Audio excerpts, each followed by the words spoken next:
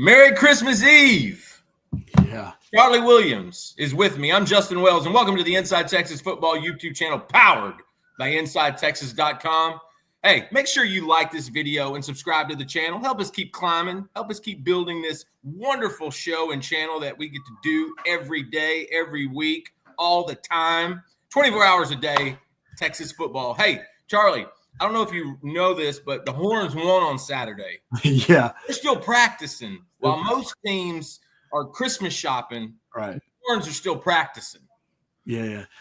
Valuable reps for the young ones too, right? I think you posted earlier, some of those early enrollees are practicing as well. So they're getting some valuable reps in and learning, getting up to speed. And so it's always a good thing when you can do that. Absolutely. We reported last night, Eric and myself, that Lance Jackson and Michael Terry III are already in practice. Yeah. They're already contributing, already on scout team, already doing their thing. Don't be surprised if Justice Terry shows up in a few days as well to help along that D line. But let's talk recruiting, because this is recruiting intel. And, you know, we've gone past signing day. Mm-hmm. We've got a little bit portal, but not a whole lot going on because coaches are kind of focused on the playoff game. You and I were at the Texas UIL state championships over the last week. We saw a number of prospects. Not as many as we've seen in the past, but there were still some boys playing. And I think there were, 5, maybe 6 first-time state champs. I don't know if I can remember there being so many in 1 year. Yeah. That was different to see. The crowd probably wasn't as big as it was in the past, but man, look, it was exciting to see those guys out there just playing. I mean, so much talent all over the field for different teams I never really heard of, or you don't really see in the state game, just to kind of see them, the newcomers, the guys that's been good for the last maybe 2 or 3 years, finally getting over the hump. Like, man, where they come from? Like your Richmond Randalls, your North Crowleys. I'm like, wow, just teams that are loaded and that can play. Yeah. Okay. And then there were a few that have been there many times, and they've won many rings, notably the Carthage Bulldogs. Yeah. Scott Surratt, tip your cap, 10 state championships. He sets the record. That guy has a state title ring for every finger. That's Bill Russell level stuff.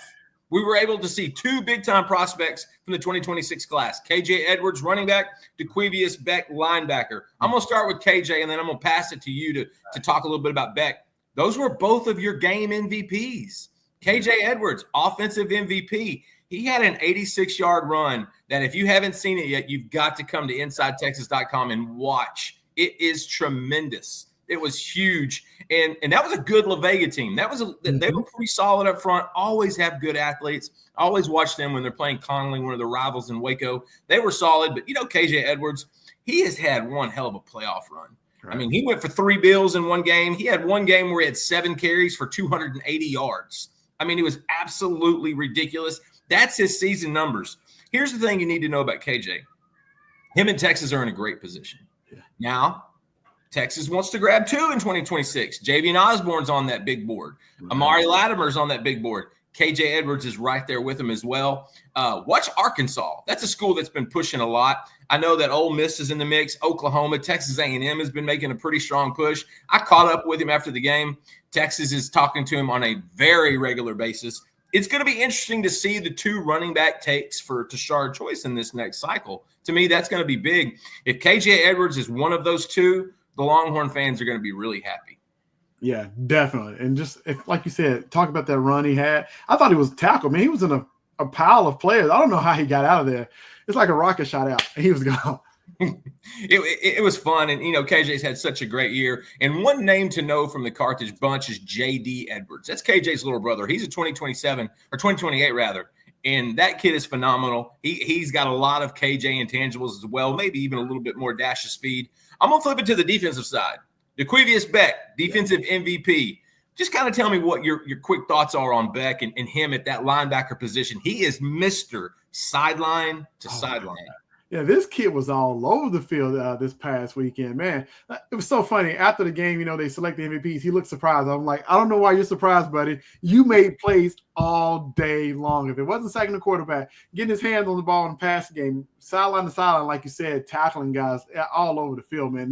He's a special kid. He has some great speed. I didn't know he was a linebacker. I thought he was a safety. I mean, he moves like a DB. I was like, this kid is really, really special. Another great athlete out of Beast, Texas, if might I add. But this kid can really, really play sideline to sideline. I mean, he's just that new age linebacker who can kind of fit the mold and play all three downs. Absolutely. And for your recruiting fans, Texas is in a great spot there as well. But that one's going to be a long battle. Oklahoma's got some good footing in that one. LSU is pushing as well. Watch Texas A&M. They've got a good relationship with him as well. And so those are the schools that are familiar with East Texas on a regular basis anyway. So we saw Carthage. We've seen them win. Mm-hmm. Wake me when they win another. I mean, that's the normal. Richmond Randall. We got two big schools to talk about. Let's talk about real quick. Richmond Randall. Brian Randall. Gigantic congratulations to that guy. I was in his office right before the playoffs started, and he told me, I think we got it. I think we got a shot at this. I think we can make that run. And by God, they did. And that was on the shoulders of Landon Williams-Callis, 2027 running back. How great was that kid on Friday night? He is special. I mean, you talk about a guy. I called him Maurice Jones-Drew 2.0. Like, he just bounces off guys. He has great balance. He has speed, but he is strong. You cannot bring him down with just one guy. Like, he can hit the edge and get the corner. And Southern Cliff has speed. But I saw him hit the corner and speed, and with that speed, it was like, oh, my gosh. They had angles that were not angles when he got going. It was like, oh, my God. This kid can roll, right? I know he had one call back, but it was like a special run. I was like, I see why he's highly recruited, highly regarded in his class, because he is special. Absolutely. This kid had 20-plus offers his freshman year. So he's good. He's built to last. Every school in the country wants him. Texas, that's another one that's in a great spot with him, but he is wide open. And so his recruitment's going to be interesting. His uncle's actually an agent, and so he's going to be getting the best possible advice going through. But Texas is in a great spot. Don't be shocked if you see him pop up for Junior Day in January and February. Now we got to go to North Crowley. To me, the best story of the state championships. Not just what Ray Gates inherited and what he turned around, but the talent is just stacking on top of each other now. It's not just one big-time left tackle. Right. You've got plenty of dudes in North Crowley. I want you to dive in. You have been around that school more than any of us. You've been in front of that bunch as much as Inside Texas can be. What were your overall thoughts about kind of the talent there? And then we're going to dive into that left tackle. Yeah, so going by this February, right? Coaches always say, oh, you should look at this guy, look at this guy. You go around getting headshots and you're looking around the room like, oh, my gosh, these guys are big, right? But then you saw Ray Gates, how he was pouring into those guys, man. And I love that coach. Just the way he talks to his kids, he gets the most out of them, but you can tell they love him. He loves them. And it's like a total respect and look at that staff. Yeah. And they really work hard. But those guys were telling me then in February, we're going to be in state. Like, they had it on their mind. They wanted revenge. They got beat by Duncanville the year before, and they were like, we're going back. We're going to beat Duncanville, and we're going to state. And they had it on their mind. You can tell. And they're just so talented. Like, I see why so many college coaches were flocking around that weight room when I was there, because it's just a ton of talent. And they put it all together. They took it from all season and took it to the season. And every single week, brick by brick, they built it. And, man, they lived to the name Goon Squad, because that's exactly how they play. This was one of my first chances to really see them on a full scale. And the first thing I noticed was their balance. I don't think they had a weakness. Every position, and not necessarily a college prospect, but every position had a dude and a dude backing up a dude. That was the thing I noticed the most about North Crowley. Let's talk about not turn time just yet. I'm gonna let the fans build up a little bit. Let's talk about Jonathan Cunningham, the only Texas signee I can't ever remember going to a state championship, and there was only one signee there. Now, granted, it used to be a little bit later, after state championships, and even later than that in February. But the NCAA calendar has flipped on its side, and here we are. Jonathan Cunningham, he's light in the britches, 6'2", about 195, plays a lot bigger, got that frame, that wiry frame, kind of got that twitch. You've been on this kid from day one.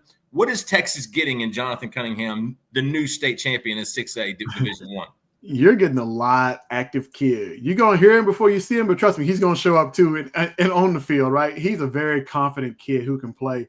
He does a lot of things with North Crowley. Like he drops into coverage and plays. He can cover receivers out in space with no problem. He has the hips, the feet, the footwork. He gets his head around on the ball, but he's a physical tackler too. For a guy who's not that big, he really brings everything he has behind his pads when he makes a tackle. And so, like I said, he's going to let you know about it too. He's going to hit you. He's going to talk a little trash. He's just a fiery guy, man, which – you look at Coach Nansen, how those linebackers play, he fits that, right? You see Coach Nansen on the field hitting his chest, jumping. Like, that's the kind of player that's going to fit to that coach, man. And so you look at him here, like he finishes tackles. Like, he's going to probably try to body slam you. He's going to, like I said, let you know about each and every time. He can rush the passer as well. He got his hands on the ball a few times against Westlake, rushing the passer, jumping at the right time. He's just an athletic kid, man, who can play. If he can fill out like Maurice Blackwell, I think that's my comp right now. I'm not sure what he's going to turn into. He can be a hybrid. He can do a lot of different things, and I think that's what's going to make him so valuable. Yeah. It's his versatility. But before we jump into John Turntine, because that's what everybody wants to talk about, the number one player in the state for 2026, and I got to get from you where Texas stands. Hey, Homer, won't you let him pay the bills? This video is brought to you by Andre the Lawyer. If you're injured, trust the team that secured millions for their clients and helped thousands of Texans with their injury case. Car wrecks, slip and falls, 18-wheeler accidents, on-the-job injuries, and wrongful deaths. Don't let insurance tell you what your claim is worth. Hire Andre the Lawyer to fight for you. Principal office is in Dallas, but they serve Texans throughout the state. So don't wait and call Andre the Lawyer today at 214-444-8808. That's 214-444-8808. The contact information is in the description. That's our man, LC. As great as it gets. Andre the Lawyer, another big-time teammate. Hey, he's a state champion as well in the Inside Texas book. But really, I want to know about John Turntine. Look, we know Texas is in the mix. We know that. I want you to break it down exactly what you saw from him this year and specifically Saturday and what you think his next step is. Yeah, what I saw from him Saturday was what he's shown on film and what I saw early in the year when he faced DeSoto, when he faced Duncanville. Everybody he plays against, he just dominates. He has a different demeanor. You look at him, or you talk to him off the field, he's a quiet kid. He's a smart, bright kid, right? He wants to be a doctor. His nickname is Dr. Turntine. Right, but when he's on the field, man, he's an absolute menace. He's going to let you know about it, too. He wants to dominate you every single play. He doesn't want to just block his guy. He wants to go get another guy, and he's the one that takes you to the turf every single time. And so this is just a great kid, man, who he lost a little bit of weight. But he said, I wanted to move a little bit more. I want to move and be more flexible and be a little faster. Okay. He's like, so, he knew what was up. And what was at stake this year? He knew he had to face the good guys like KJ Ford from Duncanville and all that. He said, I want to be able to move and face those guys, right? And he dominated this year. I mean, you look at him on film here, man, he's just a big dominant kid. And what I saw on Saturday was what I expected, honestly. He's just a leader, vocally and by his play. But Texas stands in a good spot with Turntine. You know, we saw him on Junior Day, and then he was there during the summer during one of the camps. He came and competed at the camp. Yeah. Most of those 4 or 5-star guys really don't go to camps and compete. Right. He wanted to be coached up. He loves Coach Kyle Flood. He takes all his teachings and applies them. He even said, hey, a lot of things he taught me during the summer, I applied during this season, right? So that's the kid that already has some buy-in with the coaching staff, if you ask me. And so I think Texas stands in a great spot. Also, talking to his dad and the whole family, they love what Texas can provide outside of football. And so this is a true 40-year decision type kid. Smart kid, but he also gets it, right? And so I think Texas stands in a really, really good spot with him. And I know he's ready to take his official visits and go from there, but I like where Texas stands right now. Hey, man, Dr. Turntine, it's more like Dr. Feelgood in North Crowley because that man is just sitting out here. I mean, he's from IHOP. He just pancakes, that right there. He just hurt some poor kid. Look like a Duncanville kid. You know how hard it is to hurt a Duncanville kid? They're built with steel. But no, that's John Turntine, and that's the greatest thing about him. You and I talked about this a little off the record, talking about when you think he might make a decision. Because we know Texas is trending well. Mm-hmm. And there's really and we know how Sark is in Flood. They're not pressuring this kid one bit, and they don't have to. They've already solidified that relationship for well over a year. The dude's tremendous. Yeah. You said he wants to take those official visits in probably about the springtime. Do you think do you think a decision could come after those visits? Because I just, in my gut, I don't think he's going to take this the distance. I don't think he's going to go too far into 2025 being uncommitted, especially where I feel like Texas is in such a strong position.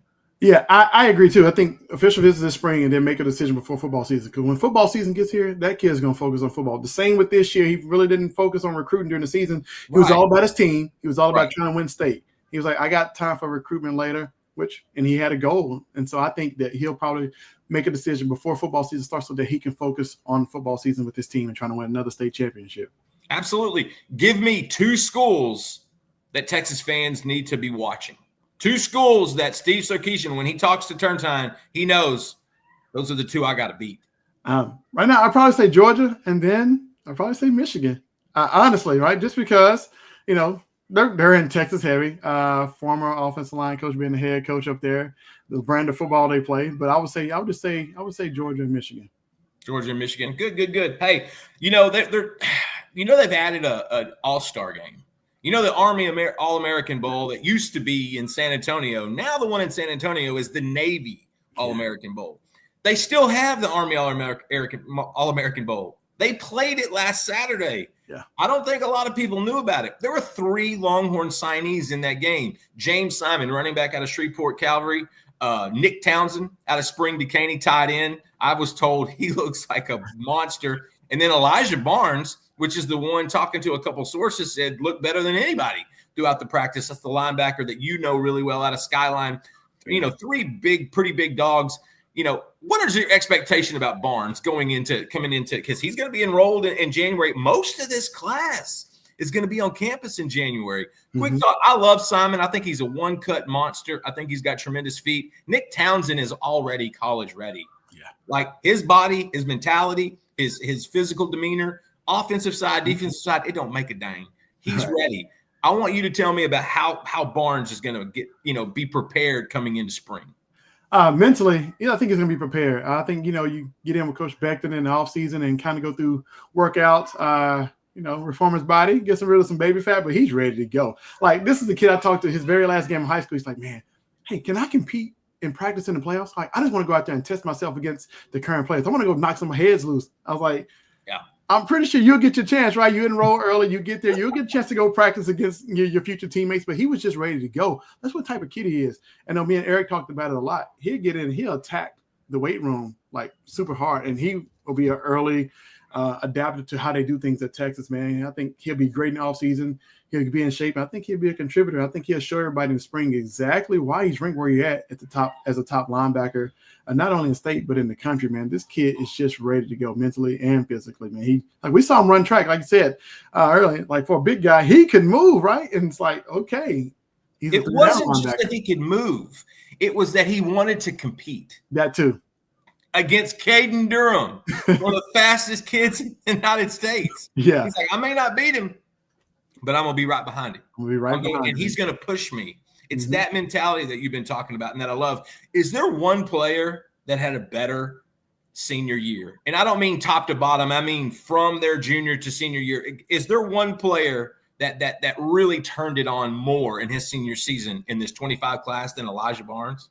I'm gonna say no, only because like being so close to him, he told me all of his goals and what he wanted to improve on. But to see him hit every single goal and metric that he wanted to hit, yeah, it shows just the work he put in behind the scenes in the weight room with 2 former Longhorn and coaches in Peter Jenkins and Christian Scott at Skyline. He said where he wanted to be, and he got there. And he showed it on the field, and so I saw this kid blocking punts like he didn't want to come off the field at all, right? And he's just a leader, and so I would say I didn't see anybody take that kind of leap other than him this year. Right. I'm not saying that nobody else didn't. Correct. Or did. It's just the fact that I know for a fact where he was at, what he wanted to achieve, and I saw him do it. Yeah. Well, hey, this has been a fun one. Not a lot there, but we had a lot of meat on the bone to take care of. The state championship was once again a fun event. It was a little down in numbers, but I think that's because you didn't have a lot of your big inner city Dallas schools, inner city Houston schools. There was no Aledo. There was no North Shore. There was no Duncanville and DeSoto. And sometimes that might jive the numbers a little bit, but it was still a lot of fun. We got to see a lot of talent on the field. Hey, come to Inside Texas and hang out with us. Join right now. But more importantly, have a very Merry Christmas. Be sure and count your blessings. Be sure and tell all the people that you know and love. Let them know that. This is that time of year that they need to hear it. They need to know it. Charlie, one last question. What did you ask for Santa Claus this year?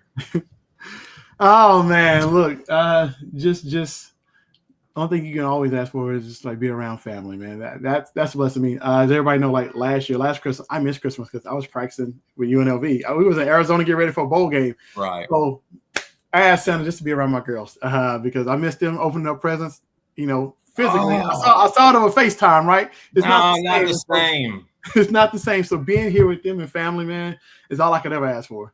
That's the best answer because I actually Santa asked me what you wanted. He's like, hey, I haven't talked to Charlie in a while. Is there something? And I said, yes, get him one of those hoodies where it covers up like half his head. So you see the beautiful part, but you don't see the you got to. Hey, Santa might have another one in your stocking if you were good this year. And I'm going to tell you right now, folks, he was good. Come see us at InsideTexas.com. There is not a better time to sign up right now. The playoffs, we got a bunch of playoff action coming up. We've got 2 more All-Star games, the Under Armour All-American game. Handful of horns are going to be there. We'll have that covered. The Navy All-American game, handful of horns there. We're going to have that covered. And then, of course, New Year's Day, buddy, it's the Peach Bowl, Texas and Arizona State. It's just a really fun time to cover the Texas Longhorns. And if you're a Longhorns fan, there is not a better place to be than InsideTexas.com. We sure appreciate you joining us on this edition of the Recruiting Intel. And thank you for joining us on the Inside Texas Football YouTube channel, powered by InsideTexas.com.